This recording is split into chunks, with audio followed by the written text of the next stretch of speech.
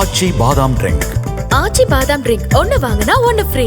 Periyar Maniyamma Institute of Science and Technology, Tanjavur. Mechanical engineering with specialization in energy engineering, robotics and industrial automation. என்னன்னா பெண்கள் தான் இந்த சமூகத்தின் கலாச்சாரத்தையும் பண்பையும் கட்டி காக்க வேண்டியவர்கள் அப்படிங்கிற மாதிரி ஒரு விதி வந்து காலம் காலமாக சொல்லப்பட்டிருக்கு.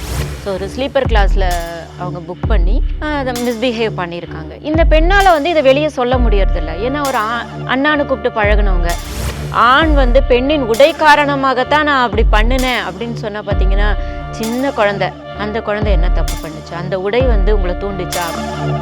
இதில் பார்த்தீங்கன்னா இந்த அம்மாக்களுடைய வளர்ப்பு பார்த்தீங்கன்னா, ஆண் குழந்தைகள் வளர்ப்பு பெண் குழந்தைகள் வளர்ப்பில் இன்றைக்குமே வந்து ஒரு வித்தியாசம் இருக்குது. இவ்வளோ ஒரு விஷயத்தை பண்ணிட்டு இவ்வளோ கூலாக இருக்கிறாங்கன்னா அதுக்கு பின்னாடியில் சாதாரண மனநிலை இல்லை அப்படின்னா நிச்சயமாக இவங்களுக்கு வந்து குற்ற உணர்வே இருக்காது. ஏன்னா தங்க கூண்டுக்குள்ள ஒரு கிளி உட்காந்துக்கிட்டோம் அப்படிங்கிற மாதிரி உன்னை நான் நல்லா பார்த்துக்கிறேன், நீ இப்படி வச்சு தாங்குற அப்படிங்கிற மாதிரி ரொம்ப வந்து சொல்லுவாங்க. அப்போ இதெல்லாம் ரெட் ஃபிளாக்ஸ் அப்படின்னு சொல்லி நம்ம புரிஞ்சுக்கிறோம். நக்கீரன் நேயர்களுக்கு வணக்கம். சமீபத்தில் சமூகம் முழுவதும் பெண்களுக்கு எதிரான அநீதிகள் அப்படின்னா பாலியல் வன்கொடுமையிலேருந்து பல பிரச்சனைகள் சொல்லப்படுது. இதன் தொடர்பாக இப்போ சமீபத்தில் தீர்ப்புகள்லாம் கொடுக்கப்பட்டிருக்கு. இதை பலரும் கொண்டாடி வர நேரத்தில் அந்த பின்னாடி இருக்கக்கூடிய உளவியல் என்ன, அந்த குற்றவாளிகள் இப்படி செய்யறதுக்கு தூண்டப்படுறதுக்கான காரணம் என்ன அப்படிங்கிறதெல்லாம் இன்னமும் தீவிரமாக விவாதிக்கப்பட வேண்டிய ஒன்றா இருக்குது. அது தொடர்பாக பேசுறதுக்காக மனநல ஆலோசகர் திருமிகு ஜெயஸ்ரீ கண்ணன் அவர்கள் வந்திருக்காங்க. அவங்கள்ட்ட பேசலாம். மேடம் வணக்கம். வணக்கம். முதல்ல இந்த விஷயத்தெல்லாம் எப்படி மேம் பார்க்குறீங்க? இது பொதுவாக சமூகம் எப்படி பார்க்குதுன்னா அவங்களை அடிக்கணும் கொல்லணும் அப்படிலாம் பார்க்குறாங்க. ஆனால் அதற்கு பின்னாடி ஒரு உளவியல் இருக்கும்ல. இத்தனை பேர் சேர்ந்து ஒரு பெண்ணை இப்படி தவறாக நடத்தணுங்கிறதே ஒரு உளவியல் தானே. அது எப்படி பார்க்குறீங்க? ரொம்ப வந்து விவாதிக்கப்பட வேண்டிய ஒரு விஷயம். இது காலகாலமாக இருக்குது. பெண்களுக்கு எதிரான அநீதிகள் எல்லா காலத்துலேயுமே இருக்குது. ஆனால் நம்ம காலம் வளர்ச்சி அடைஞ்சிருச்சு, கல்வியில் வந்து முன்னேற்றம் அடைஞ்சிருச்சோன்னு சொல்கிறோம், பெண்ணுரிமை இருக்குதுன்னு சொல்கிறோம், நிறைய விஷயங்கள் வந்து பெண்கள் வெளியே வந்து பண்ணுறாங்கன்னு சொல்கிறோம். ஆனால் இந்த நவீன காலகட்டத்தில் தான் பெண்களுக்கு எதிரான இந்த மாதிரி குற்றங்கள் வந்து அதிகமாக இருக்குது அப்படிங்கிறது ஒரு அதிர்ச்சிகரமான விஷயமா இருக்குது. புள்ளி விவரங்கள் கூட அதை உறுதிப்படுத்துது. இப்படி இருக்கும்போது நம்ம ஆதி காலத்துலேருந்து பார்க்கும்பொழுது இது முதல்ல எப்படி வருது அப்படின்னு சொன்னால், பெண் என்பவள் வந்து தன்னுடைய உடைமை, தனக்கான ஒரு பொருள், தான் அடைய வேண்டிய ஒரு இலக்கு அப்படின்னு சொல்லி இருக்கக்கூடிய ஒரு பழமைவாதத்தின் மீது நம்பிக்கை கொண்டவர்களாக பல ஆண்கள் இருப்பது ஒரு காரணமாக இருக்குது. அதை தாண்டி நம்ம உளவியல் ரீதியாக பார்க்கும்போது நியூரோட்டிசம் அப்படின்னு சொல்லி சொல்கிறோம். உடல் ரீதியாகவே அவங்களுக்கு நரம்பியல் சார்ந்த சில கோளாறுகள் இருக்கக்கூடும். சைக்கியாட்டிக் அப்படின்னு சொல்லக்கூடிய டிசார்டர்ஸ் இருக்கவங்க, பிறருடைய வலிகளை உணராதவர்கள், தான் தான் உயர்ந்தவர் அப்படிங்கிற ஒரு எண்ணம், தான் எது செஞ்சாலுமே அது சரி அப்படிங்கிற ஒரு எண்ணம் இருக்கவங்க, இந்த மாதிரி ஆண்கள் வந்து இந்த கூட்டு வன்புணர்வுக்கு அவங்க வந்து முற்படுறாங்க. அவங்க வந்து யோசிக்க மாட்டேங்கிறாங்க. இதை தாண்டி நம்ம சொல்ல பார்த்தோம்னா ஆளுமை கோளாறுகள் நிறைய இருக்குது. ஹிஸ்டீரியானிக் பர்சனாலிட்டி டிசார்டர், அதற்கு பிறகு நார்சிசிஸ்டிக் பர்சனாலிட்டி டிசார்டர், இந்த மாதிரி டிசார்டர்ஸ் இருக்கக்கூடியவங்க பெண்களை வந்து தான் அடைய வேண்டிய ஒரு பொருளாக பார்த்து அவர்கள் வந்து என்ன டிசார்டர் மேடம்? அது புரியல. அதாவது நார்சிசிஸ்டிக் பர்சனாலிட்டி டிசார்டர் அப்படிங்கிறது பார்த்தீங்கன்னா, தான் வந்து கவனிக்கப்பட வேண்டியவர் அப்படிங்கிற ஒரு உணர்வு. அவர் வந்து அதீதமாக வந்து தன்னை பற்றி ஒரு சுய தொழுகை தன்மை இருப்பாங்க. ஸோ நான் வந்து குற்றம் இழைக்காதவன் அப்படிங்கிற மாதிரி ஒரு தன்மையோடு இருப்பாங்க அவங்க.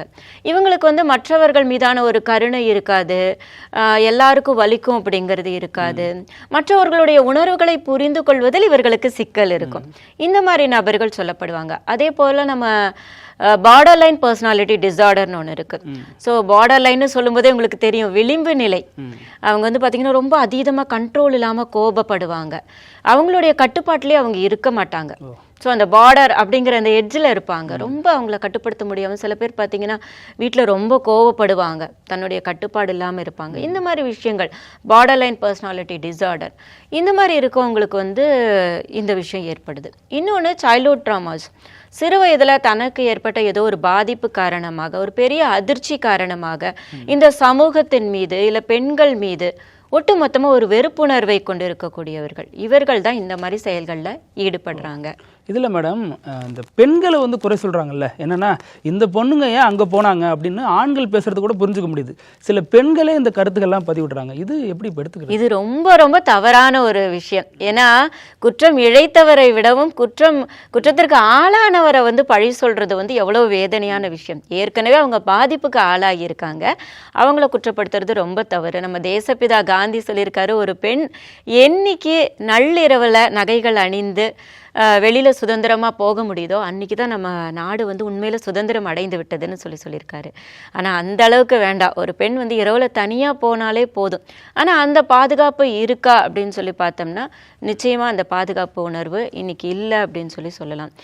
ஏன் அப்படின்னு சொல்லி பார்த்தோம்னா அந்த பெண்களை குற்றம் சொல்லக்கூடிய ஒரு பழக்கம் வந்து பெண்களுக்குள்ளேயே இருக்குது. என்னன்னா பெண்கள் தான் இந்த சமூகத்தின் கலாச்சாரத்தையும் பண்பையும் கட்டி காக்க வேண்டியவர்கள் அப்படிங்கிற மாதிரி ஒரு விதி வந்து காலம் காலமாக சொல்லப்பட்டிருக்கு. நீ இங்கே போனதுனால தான் நான் அப்படி பண்ணேன், நீ இந்த மாதிரி ட்ரெஸ் பண்ணதுனால தான் நான் அப்படி பண்ணினேன், இன்னொன்று இரவு நேரத்தில் வந்து நீ வெளியே வந்தது எனக்கு அந்த மாதிரி தூண்டுதலாக இருந்தது, சிரித்து பேசினேன் அதனால நான் அப்படி பண்ணேன். இந்த இடத்துல நான் ஒரு படத்தோட கோட் பண்ண விரும்புகிறேன். நேர்கொண்ட பார்வை அப்படிங்கிற ஒரு திரைப்படத்தில் சொல்லியிருப்பாங்க, அந்த பெண் நோ அப்படின்னு சொன்னால் அது நோ தான். இங்கே வந்து தவறான குறிப்புகள் வந்து ஆண்களால் எடுத்துக்கொள்ளப்படுகிறது. ஒரு பெண் வந்து இயல்பாக பழகினாலோ ஒரு நட்புணர்வோடு பழகினாலோ அவள் வந்து எதுக்கும் தயாராக இருப்பா அப்படின்ற மாதிரி ஒரு குறிப்புகள் எடுத்துக்கிறாங்க. எக்ஸ்ப்ளாய்டேஷன் அப்படின்னு சொல்லக்கூடிய ஒரு தன்மையிலையும் இந்த மாதிரி வன்புணர்வுகள் ஏற்படுது. உனக்கு இந்த வாய்ப்பு தரேன், உனக்கு அந்த ஒரு ஏதாவது ஒரு பணம் தரேன், இந்த மாதிரி ஒரு விஷயங்கள் சொல்லி அந்த பெண்ணை வன்புணர்வுக்கு ஆட்படுத்துறதும் நிறைய நடக்குது. இதில் முக்கியமாக நம்ம கவனிக்க வேண்டிய விஷயம் அப்படின்னு சொல்லி என்னன்னு பார்த்தீங்கன்னா, இந்த பெண்கள் ஆளாக்கப்படுறவங்களை வந்து அந்த மற்றவங்க ப்ளேம் பண்ணுறாங்க இல்லையா, அந்த ப்ளேம் பண்ணும்போது தொடர்ந்து இந்த மாதிரி செய்கிறவங்க தூண்டப்படுறாங்க. நான் என்ன பண்ணாலும் அந்த பெண் மேலே தான் தவறு வரப்போகுது அப்படின்னு நினைக்கும் போது அவங்க தவறுகளை தொடர்ந்து செய்து கொண்டே இருக்கிறார்கள். இது ஒரு விஷயம் நடக்குது. இதை தாண்டி நம்ம கொஞ்சம் ஆழமாக இந்த விஷயத்தை பார்க்கும்போது பெண்ணுடைய பெற்றோர்களே நீ வந்து இந்த மாதிரி ட்ரெஸ் பண்ணாத, இந்த நேரத்தில் இங்கே போகாத, இப்படி இருக்காத அப்படின்னு சொல்லி சொல்கிறாங்க. சே ஃபார் எக்ஸாம்பிள் ஒரு கேஸ் ஸ்டடி இருந்தது. அதாவது ஒரு பெண் வந்து வெளியூரில் ஒரு வேலைக்காக போயிருக்காங்க. இது நான் நேராக சந்தித்த ஒரு கேஸ் ஸ்டடி. அந்த பெண் வெளியூருக்கு போயிருந்தப்ப அங்கே வந்து அவங்க சொந்த ஊர் இருக்கக்கூடிய ஒரு நபரை சந்திச்சாங்க. அவங்க வந்து அவங்க கூட படித்த ஒரு பெண்ணுடைய அண்ணான் தான் கூப்பிட்டுட்டே இருப்பாங்க அவங்க. அப்போ பார்த்து என்னம்மா இங்கே வந்திருக்க அப்படின்னு சொல்லி கேட்கும்போது, ஆமாம் அண்ணா இந்த மாதிரி வேலையாக வந்திருக்கேன் அப்படின்னு சொல்லி சொன்னாங்க. எத்தனை மணிக்கு முடியும் வேலைன்னு கேட்டிருக்காங்க. இரவு ஒரு 8-9 மணி ஆகும்னு சொல்லியிருக்காங்க. அப்போது ஒன்றா போயிடலாமே பஸ்ஸில், அதே ஊருக்கு தான் நானும் போகிறேன், சே ஃபார் எக்ஸாம்பிள் திண்டுக்கல் தான் நானும் போகிறேன், திருநெல்வேலி தான் நானும் போகிறேன், ஒரே பஸ்ஸில் போயிடலாமாம்மா, நான் புக் பண்ணுறேன்னு அண்ணான்னு கூப்பிட்டு பழகினவங்க. அப்போது இந்த பொண்ணு சரி அப்படின்னு சொல்லிடுச்சு. ஏன்னா இவங்க வீட்டில் தனியாக போகிறாங்க அப்படின்னு சொல்லி அந்த பொண்ணு என்ன சொல்லியிருக்குன்னா, பஸ்ஸில் ஒன்றா போகலாம், பேருந்தில் ஒன்றாக பயணிக்கலாம்னு சொல்லியிருக்கு. இப்போ அதுக்கு அர்த்தம் வந்து பேருந்தில் ஒன்றாக பயணிக்கலாம்ன்றதுக்கு அர்த்தம் அது மட்டும்தான். ஆனால் அது என்ன குறிப்பு அந்த ஆண் எடுத்துக்கொள்கிறார் அப்படின்னா, இந்த பெண் வந்து இரவு நேரத்தில் என் கூட வரதுக்கு தயாராக இருக்கா, ஸோ எதுக்குமே தயாராக இருப்பான்னு சொல்லி அந்த இரவு நேர பேருந்தில் அந்த ஆண் வந்து அந்த பெண்ணிடம் அத்துமீறி நடந்திருக்காங்க. ஸோ ஒரு ஸ்லீப்பர் கிளாஸில் அவங்க புக் பண்ணி அதை மிஸ்பிஹேவ் பண்ணியிருக்காங்க. இந்த பெண்ணால் வந்து இதை வெளியே சொல்ல முடியறதில்ல. ஏன்னா ஒரு அண்ணான்னு கூப்பிட்டு பழகினவங்க இதை சொன்னால் வந்து நீ ஏன் வெளியே போன, நாளைக்கு வந்து வேலை சம்மந்தமாக அந்த பெண்ணுக்கு வெளியில் போகிறதுக்கு அனுமதி கிடைக்காது, அவளுடைய கெரியர் பாதிக்கப்படும். இன்னொன்று நீ வந்து உன்னுடைய நடத்தை சரியில்லைன்னு சொல்லிட்டு இந்த கேரக்டர் அசாட்டேஷன் அப்படிங்கிறது கற்புநிலை சார்ந்து காலங்காலமாக பெண்கள் மீது திணிக்கப்படக்கூடிய ஒரு குற்றச்சாட்டு. இந்த ஒரு பயம் காரணமாகவும் அந்த பெண் வந்து வெளியே சொல்ல முடியல. அப்போ மன உளைச்சலுக்கு ஆளாகி இந்த பெண் வந்து கவுன்சிலிங்க்கு நம்மக்கிட்ட வராங்க. அப்போ நம்ம சொல்லும் பொழுது இது உன்னுடைய தவறு இல்லை, அவர் தான் உங்ககிட்ட தவறாக நடந்துக்கிட்டாரு, இனிமேல் நீ பேசும்போது பழகும்போது வந்து பார்த்து ஆண்கள்கிட்ட பழகு அப்படின்னு சொல்லி நம்ம சொல்ல வேண்டியிருக்கு. அப்போ திரும்பவும் பார்த்தீங்கன்னா அகெயின் நம்ம அந்த பெண்ணுக்கு தான் அறிவுரை கொடுக்குறோம்.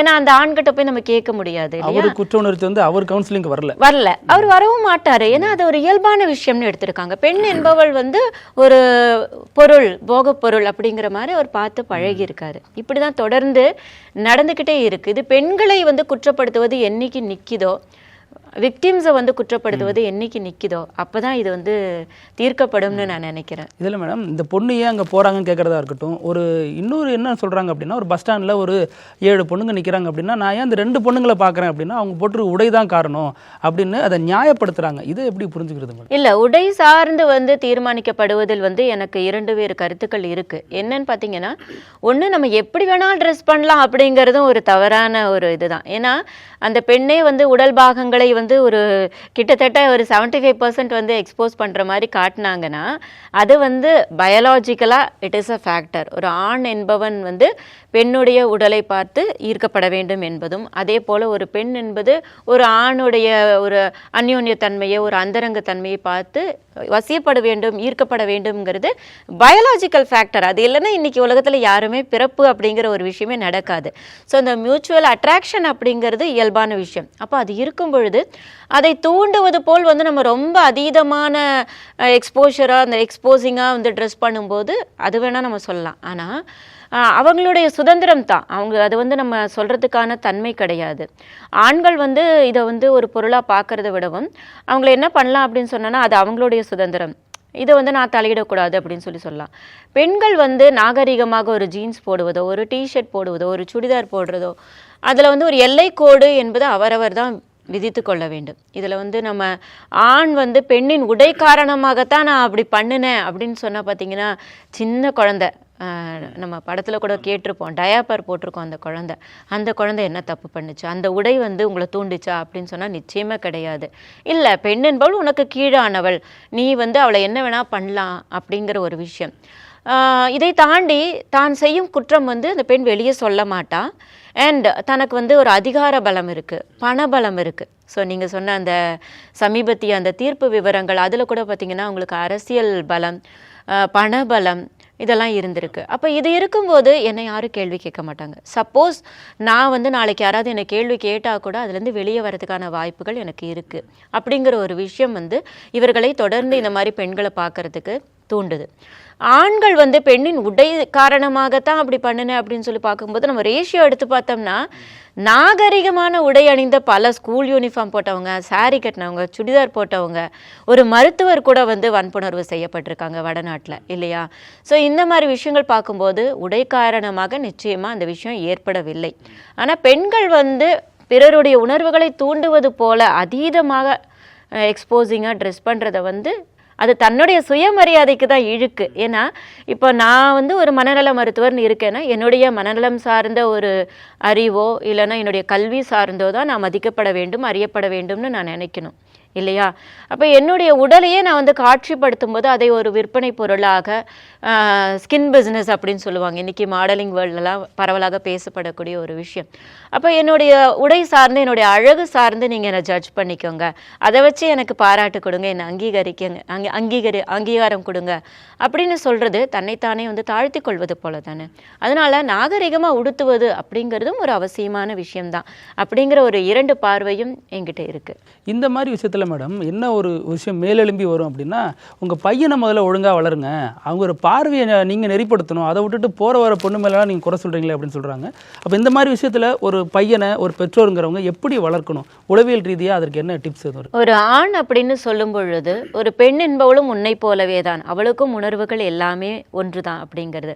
இதில் பார்த்தீங்கன்னா இந்த அம்மாக்களுடைய வளர்ப்பு பார்த்தீங்கன்னா ஆண் குழந்தைகள் வளர்ப்பு, பெண் குழந்தைகள் வளர்ப்பில் இன்றைக்குமே வந்து ஒரு இது இருக்குது, வித்தியாசம் இருக்குது, நிறைய பாரபட்சங்கள் காட்டப்படுது. நம்ம ஒரு 20 years பின்னாடி கூட போய் பார்த்தோம்னா வீடுகளில் இப்போது ஒரு ஸ்பெஷலான ஒரு உணவு ஏதாவது செய்கிறாங்க, ஃபார் எக்ஸாம்பிள் நான்வெஜ் பண்ணுறாங்க, இல்லைன்னா ஒரு ஸ்வீட் பண்ணுறாங்க அப்படின்னா முதல்ல வந்து ஆண் குழந்தைக்கு அந்த முட்டை வெய்யி, அவனுக்கு வந்து கறி வெய்யி, அவனுக்கு ஸ்வீட் வெய்யி அப்படின்னு சொல்லுவாங்க. சில வீடுகள்லாம் நான் பார்த்துருக்கேன், அதாவது ஆண்கள் சாப்பிட்டு முடிப்பாங்க, முதல்ல சாப்பிட்டு முடிச்சோன்னா வந்து தயிரில் வந்து தண்ணி ஊற்றிடுவாங்க, தண்ணி ஊற்றி பெண்களுக்கு வந்து மோர் சாப்பிட்டா போதும். அடிப்படையில் பார்த்தீங்கன்னா அறிவியல் ரீதியாக பெண்களுக்கு தான் கால்சியம் அதிகமாக தேவைப்படுது. இப்படி உணவுலேருந்து உடை சுதந்திரம்லேருந்து எல்லாமே வந்து ஆண் வந்து எத்தனை மணிக்கானாலும் போயிட்டு வீட்டுக்கு வருவாங்க, அது ஆணுடைய சுதந்திரம் அப்படின்னு சொல்லுவாங்க.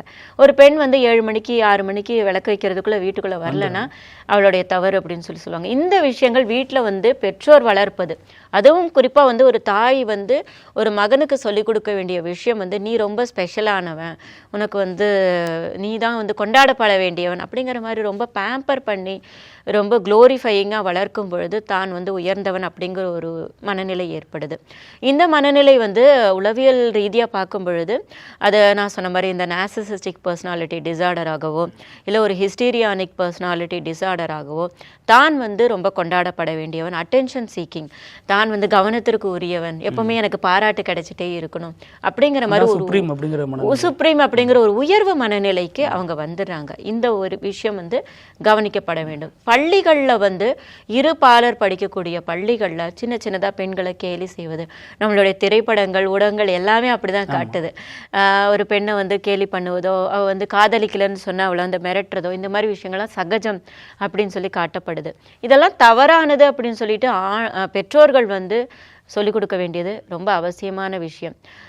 அந்த இடத்துல நம்ம சரியாக இருந்தோம்னா, பேரண்டிங்கில் சரியாக இருந்தோம்னாலே கண்டிப்பாக சமூகத்தில் வரும்போது அவங்க ஒழுங்காக நடந்துப்பாங்க. முக்கியமான விஷயம், இதற்கான தண்டனை கொடுக்கப்பட வேண்டும், தண்டனை கிடைக்கும், கான்சிக்வன்சஸ் விளைவுகள் குறித்த ஒரு புரிதல் அந்த ஆண் குழந்தைக்கு ஏற்படுத்த வேண்டும். நீ இது பண்ணினா இந்த மாதிரி நடக்கும், தண்டனை கிடைக்கும், ஜெயிலுக்கு போவ, உன்னுடைய வாழ்க்கை பாதிக்கப்படும், நாளைக்கு உனக்கு திருமணம் ஆகாது, உன்னுடைய டோட்டல் லைஃபும் ஸ்பாயில் ஆயிரும் அப்படிங்கிற ஒரு தண்டனை குறித்த ஒரு பயமும் இருந்தால் தான் வந்து அந்த எல்லைகளுக்குள்ளே இருப்பாங்க. அதுதான் ரொம்ப முக்கியம். இப்போ தப்பு பண்ணுறவங்கெல்லாம் தண்டனை கிடைக்கும்னு தெரிஞ்சாலும் நாம் இதில் மாட்டிக்க மாட்டோம்ப்பா அப்படின்னு நம்பி தானே பண்ணுறாங்க. அப்போ அவங்களுக்கு எப்படி மேடம் இதை உணர்த்துறது? அவங்களுக்கு எப்படி உணர்த்தணும் அப்படின்னு சொல்லி பார்த்தீங்கன்னா, உன்னுடைய ஸ்டேட்டஸ் பாதிக்கப்படும், டிக்னிட்டி பாதிக்கப்படும் அப்படிங்கிறத நம்ம குறிப்பிடலாம். பட் இது அறிகுறிகள்லாம் தெரியாது, முன்னாடி இந்த மாதிரி நடக்கிறாங்க அப்படிங்கிறது வந்து நடந்ததுக்கு பிறகு தான் பெரும்பாலும் தெரிய வருது. ஆனால் உற்று கவனிக்கும் போது நண்பர்கள், உறவினர்கள் இந்த மாதிரி இருக்கக்கூடிய இடங்களில் வந்து அவங்களுடைய அந்த ஆன்டி சோஷியல் பிஹேவியர், சமூகத்திற்கு எதிரான ஒன்று. இன்னொன்று, பெண்களை வந்து ஒரு கீழ்மையாக பார்க்கக்கூடிய ஒரு எண்ணம், ஒரு செக்ஸுவலாக அடையக்கூடிய ஒரு பொருளாக பார்க்கும் தன்மை வந்து வெளிப்படும், எங்கேயாவது வந்து சின்ன சின்னதாக வெளிப்படும். அந்த மாதிரி வெளிப்படும் பொழுதே வந்து இவங்களுக்கு ஒரு எச்சரிக்கை விடுக்கணும். அது வந்து ஆசிரியர்களாக இருக்கலாம், பெற்றோர்களாக இருக்கலாம், இல்லை ஒரு ஆம்பளை பையன் அப்படி தான் இருப்பான், இதெல்லாம் வந்து அதுதான் ஆண்மைக்கு அழகு அப்படிங்கிற மாதிரி அதை என்கரேஜ் பண்ணுற விஷயம் பண்ணக்கூடாது. பெண்கள் இந்த மாதிரி ஒரு தவறான அப்ரோச் யாராவது பண்ணுறாங்க அப்படின்னா முதல்ல வந்து அதை பயந்துட்டு சொல்லாமல் இருக்காங்க நிறைய பேர். சின்னதாக இருக்கும்போது ஒரு சின்ன ஒரு பாடி ஃபிசிக்கல் டச்சாக இருக்கலாம், ஒரு கேலியான வார்த்தையாக இருக்கலாம், ஒரு பாடி ஷேமிங், புல்லியிங் அந்த மாதிரி இருக்கலாம். அது நடக்கும்போதே வந்து இதை பாரு, இது தவறான விஷயம், இதை வந்து நான் வெளியில் சொல்லிடுவேன், உனக்கு வந்து கௌரவம் போகும், நீ வந்து சிறைக்கு போவ, இந்த மாதிரியான விஷயங்களை வந்து சொல்கிறது ரொம்ப வலியுறுத்துறது ரொம்ப முக்கியம். இப்படி வந்து ப்ராக்டிக்கலாக இது ரொம்ப கஷ்டமான விஷயம்தான், ஆனால் வந்து நம்ம தடுத்து நிறுத்த வேண்டிய ஒரு முக்கியமான விஷயம். இப்போ இந்த விஷயத்தை வெளில கொண்டு வந்தது கூட ஒரு பெண்ணு தான், அந்த பொள்ளாச்சி சம்பவத்தை வெளில கொண்டு வந்தது கூட ஒரு பெண் தான். ஆனால் மேடம் இதில் இன்னொரு விஷயம் என்ன பார்க்கப்படுது அப்படின்னா, இப்போ அந்த பாதிக்கப்பட்ட குற்றவாளிகளுக்கு எந்த குற்ற உணர்ச்சியும் இல்லை, ஜெயிலேருந்து போகிறப்போ வரப்பையும் சரி, அல்லது மீண்டும் ஜெயிலுக்கு இப்போ நிரந்தரமாக போனப்பையும் சரி, அவங்க ரொம்ப இயல்பாக தான் அதை எடுத்துக்கிறாங்க அப்படின்னு தான் பார்க்க முடியுது. ஏன்னா சாலையில் நார்மலாக போகிறப்போ ஒருத்தர் இடிச்சிட்டு அங்கே நடக்கிற வாக்குவாதம் கூட சிலரை இரவில் தூங்க விடாமல் செஞ்சிடலாம். இவ்வளோ பெரிய விஷயத்தை பண்ணிட்டு இவ்வளோ கூலாக இருக்கிறாங்கன்னா அதுக்கு பின்னாடியில் சாதாரண மனநிலை இல்லை அப்படின்னு தான் சொல்கிறாங்க. இது எப்படி பார்க்க? நிச்சயமா இவங்களுக்கு வந்து குற்ற உணர்வே இருக்காது, ஏன்னா ரொம்ப மன ரீதியான கோளாறுகளுக்கு இவங்க ஆட்பட்டிருப்பாங்கன்றது என்னுடைய ஒரு பார்வையாக இருக்குது. சைக்கியாட்டிக் டிஸார்டர்ஸாக இருக்கும், ரொம்ப அதீதமான மனப்பிறழ்வுகள் இருக்கும். அதில் வந்து குற்ற உணர்வு என்பதே அவர்களுக்கு இருக்காது, வெட்கம் என்பதே இருக்காது. ஒரு தாழ்வான வெட்கக்கேடான விஷயங்களை செய்யறதுக்கு கொஞ்சம் கூட தயக்கம் இருக்காது அவங்களுக்கு. இந்த மாதிரி சைக்கியாட்டிக் சிம்டம்ஸ் வந்து அதீதமாகும் பொழுது இவர்கள் நிச்சயமாக விளைவுகள் குறித்து யோசிக்காமல், குற்ற உணர்வு இல்லாமல் இதை தொடர்ந்து அவர்கள் செய்து கொண்டே தான் இருப்பாங்க. இந்த மாதிரி அதீத பாதிப்பு கொண்டவர்களை வந்து நம்ம உட்கார வச்சு இதை பாருப்பா உன்ன மாதிரி தான் வலிக்கும் அப்படிலாம் நம்ம சொல்லிட்டு இருக்க முடியாது. தண்டனை கொடுத்து தான் வந்து இவர்களை திருத்த முடியும்.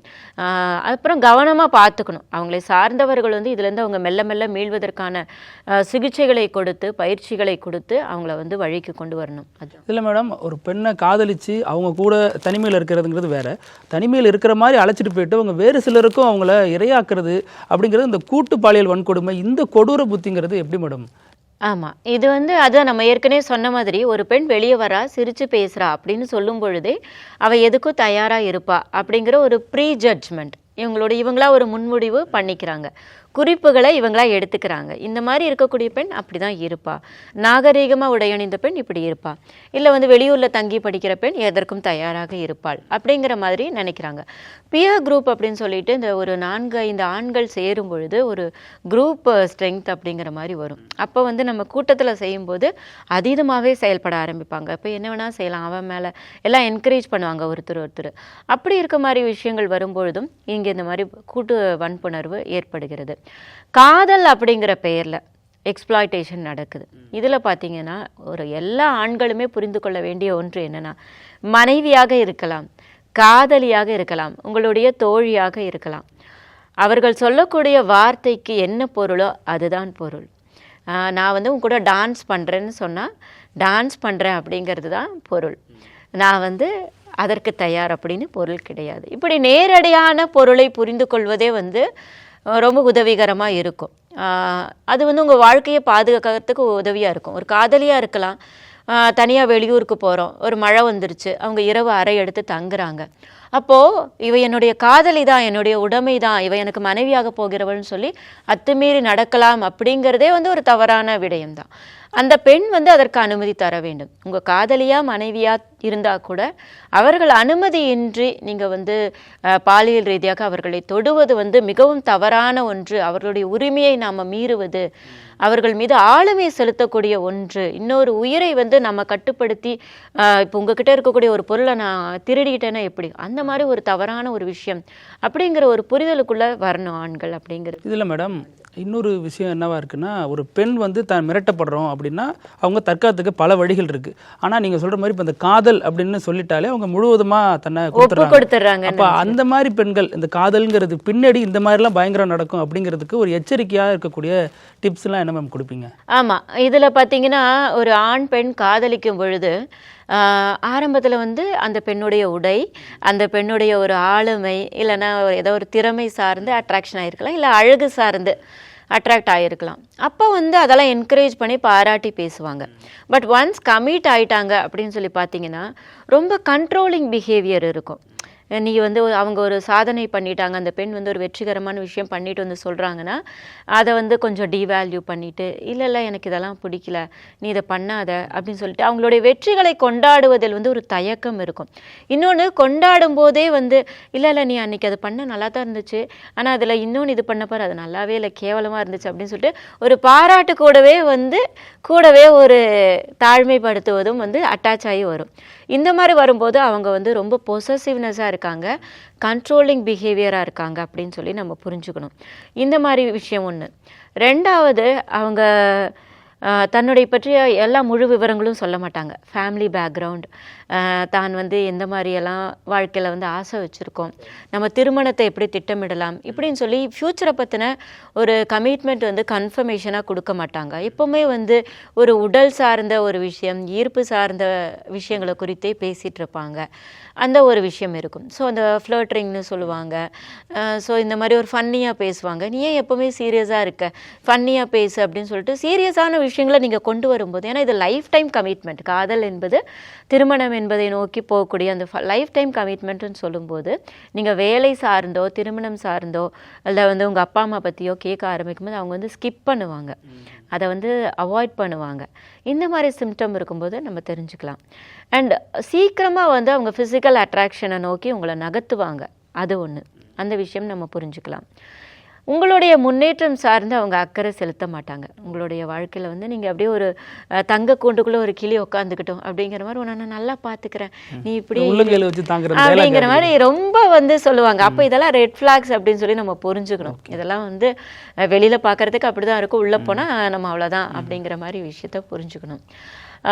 பெரியவர்கள் அவங்களை குறித்து பேசும்போது ஒரு மாதிரி அசால்ட்டாக பேசுவாங்க. அப்பா அம்மா குறித்தோ உறவினர்கள் குறித்தோ பேசும்போது எங்கள் அப்பா இருக்கானே, உங்கள் அம்மா இருக்காளே அப்படிங்கிற மாதிரி ஒருமையில் பேசுறது, அந்த மாதிரிலாம் இருக்கும் பொழுது அவர்கள் வந்து யார் மீதுமே வந்து ஒரு முழுமையான மதிப்பு இல்லாமல் இருக்காங்க. உண்மையில் பார்த்தீங்கன்னா அவங்க தன் மீதே மதிப்பு இல்லாமல் இருக்காங்க. தான் அந்த பெண்ணை காதலிப்பதன் மூலமாக தான் பெருமைக்குரியவன் அவங்க நினைக்கிறாங்க.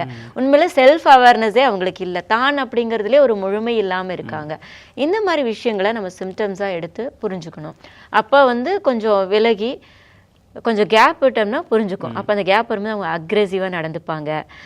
ஏன் இப்படி நீ வந்து விலகி போகிறன்னு அந்த பெண்கிட்ட கேட்கறது, பொறுமையாக கேட்கறத விட்டுட்டு தான் என்ன தவறு செய்தோம்னு யோசிக்கிறத விட்டுட்டு ரொம்ப கோவப்படுறது இல்லை த்ரெட்டன் பண்ணுறது அப்படின்னு அவங்களுடைய உண்மையான அந்த முகம் வந்து அப்போ வெளிப்படும். அப்போ வந்து புரிஞ்சு வெளியே வந்துடலாம். இப்போ முக்கியமான விஷயங்கள் சொன்னீங்க மேடம். இதில் கடைசியாக ஒரு கேள்வி கேட்குறேன். இந்த குடும்ப வன்முறைங்கிறத பொறுத்த வரைக்கும் மேடம், ஒரு மனைவி வந்து கணவரால் கொடூரமாக பாலியல் வல்லுறவுக்கு உள்ளாக்கப்படுறாரு அப்படின்னா அவங்களுக்கு கூட ஆப்ஷன் இருக்குது, பிரிச்சுக்கிட்டு வெளில வந்துடுவாங்க அல்லது டைவர்ஸ் பண்ணலாம், குடும்பத்திட்ட சொல்லலாம், ஏதோ ஒரு தீர்வு நோக்கி நகரலாம். ஆனால் அந்த மனைவியினுடைய சகோதரி இந்த கணவரால் பாதிக்கப்படும் பொழுது அல்லது குடும்பத்துக்குள்ளேயே வேறு சிலரால் பாதிக்கப்படும் பொழுது வெளில சொல்ல முடியாது. அக்காவோட வாழ்க்கை பாதிக்கப்படுமோ, சித்தியோட வாழ்க்கை பாதிக்கப்படுமோன்னு பயங்கரமாக பயப்பட வேண்டியது இருக்கும்.